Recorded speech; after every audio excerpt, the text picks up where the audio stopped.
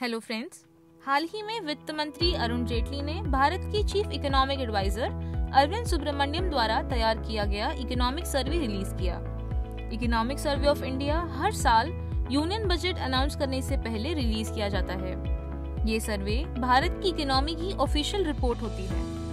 हालांकि इस सर्वे ने भारत की इकोनॉमी से रिलेटेड काफी सारे इम्पोर्टेंट पॉइंट्स को हाईलाइट किया, पर एक तरह से ये इकोनॉमिक सर्वे डीमोनेटाइजेशन और जीएसटी का रिपोर्ट कार्ड रहा। आइए सबसे पहले जाने इस साल के यानी 2017-18 के इकोनॉमिक सर्वे के कुछ main points. Economic survey Bharat की इकोनॉमी की वार्षिक रिपोर्ट या फोरकास्ट होती है। ये सरकार को पॉलिसी चेंजेस और इनिशिएटिव्स के संदर्भ में संकेत देते हुए देश की अर्थव्यवस्था की स्थिति दर्शाती है, लेकिन सरकार इकोनॉमिक सर्वे के सजेशंस मानने के लिए बाध्य नहीं होती।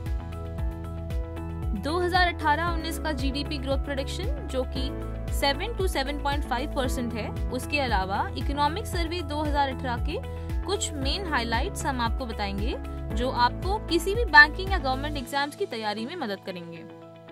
इस बार का इकोनॉमिक सर्वे डॉक्यूमेंट पिंक यानी गुलाबी रंग का था और ये इकोनॉमिक सर्वे जेंडर इश्यूज को डेवलपमेंट के संदर्भ में दर्शाता है। एक और चीज जो ये इकोनॉमिक सर्वे हाईलाइट करता है वो ये है कि जनरली परिवार का एक मेंटल आउटलुक ये होता है कि घर में मेल चाइल्ड होना आवश्यक है। इसे लगभग 21 करोड़ 10 लाख अनवांटेड गर्ल्स के जन्म लेने का एक क्रम चल पड़ा है जब तक लड़का पैदा नहीं हो जाता।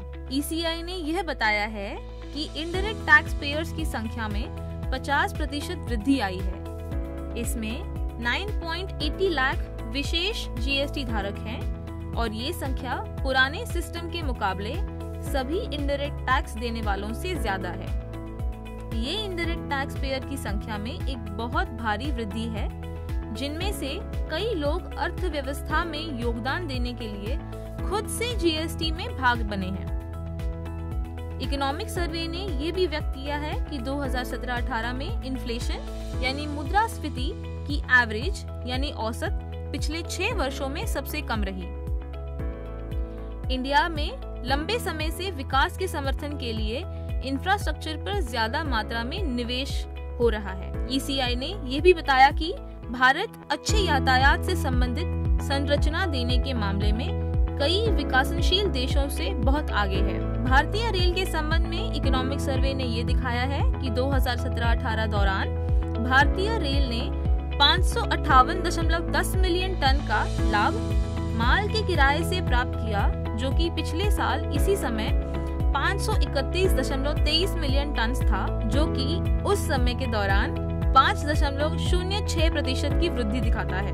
इकोनॉमिक सर्वे के अनुसार एग्रीकल्चरल अनुसंधान और विकास की आवश्यकता है ताकि कृषि के उत्पादन की वृद्धि को हम बनाए रख सके। इसके साथ इकोनॉमिक सर्वे ये भी बताता है कि जैविक और अजैविक क्षमता वाली कुल 209 नई किस्में या संकर हैं और इसी के साथ अनाज, दलहन, तिलहन, वाणिज्य और चारों की फसलों के लिए अधिक गुणवत्ता विकसित की गई है। एक असामान्य तथ्य जो ECI से उभर के सामने आया है वो ये है कि ज्यादा से ज्यादा पुरुष काम ढूंढने के लिए माइग्रेट हो रहे हैं या विस्थापित हो रहे हैं, जिसके कारण भारत के कृषि उत्पाद में महिलाओं का योगदान काफी बढ़ गया है।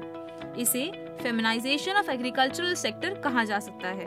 इकोनॉमिक सर्वे के अनुसार क्लाइमेट चेंज यानी जलवायु परिवर्तन के लिए भारत की प्रतिबद्धता सस्टेनेबल डेवलपमेंट गोल्स के समर्थन में प्रतिबिंबित होती है। सर्वे में यह भी कहा गया है कि स्थायी, आधुनिक और किफायती ऊर्जा प्राप्त करने के लिए सस्टेनेबल डेवलपमेंट के लक्ष्यों को प्राप्त करने का आधार है। 30 नवंबर 2017 में लिए गए आंकड़ों के अनुसार कुल बिजली क्षमता के मामले में अक्षय ऊर्जा यानी रिन्यूएबल एनर्जी स्रोतों का हिस्सा देश में 18% था।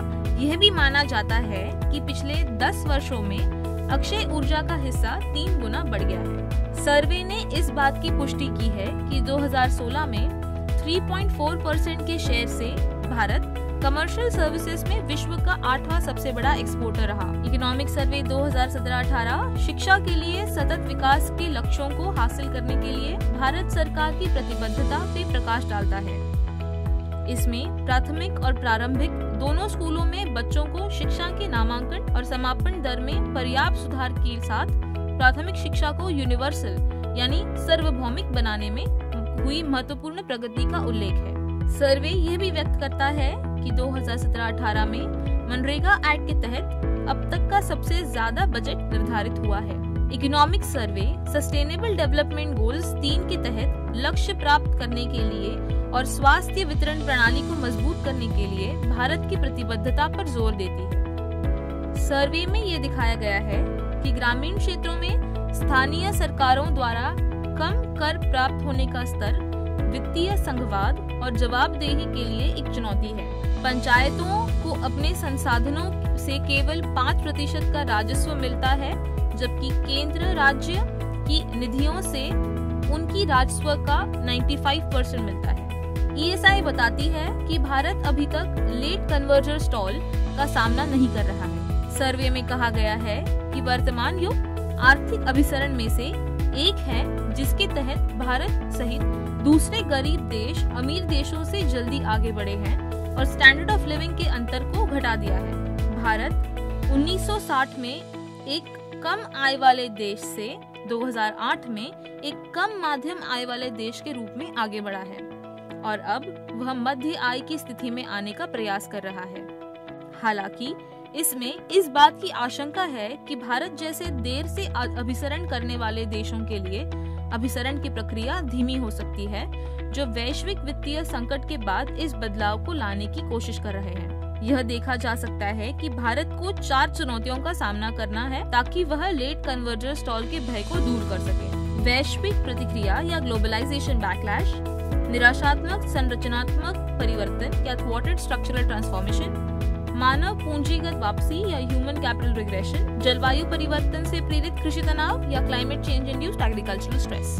इकोनॉमिक सर्वे ने प्रस्तावित किया है कि भारत, जो दुनिया की सबसे बड़ी यानी लार्जेस्ट इकोनॉमी की तरह उभर रहा है, उसे नेट कंज्यूमर ऑफ नॉलेज की छवि छोड़ के समय के साथ नेट प्रोड्यूसर ऑफ नॉलेज बनने की आवश्यकता है। तो ये रहे इकोनॉमिक सर्वे से जुड़े कुछ इंपॉर्टेंट पॉइंट्स जो आपको ESI की पढ़ाई में काम आएंगे। इकोनॉमिक सर्वे पर लिखे हुए आर्टिकल को पढ़ने के लिए डिस्क्रिप्शन में दी गई लिंक पर क्लिक कीजिए। धन्यवाद।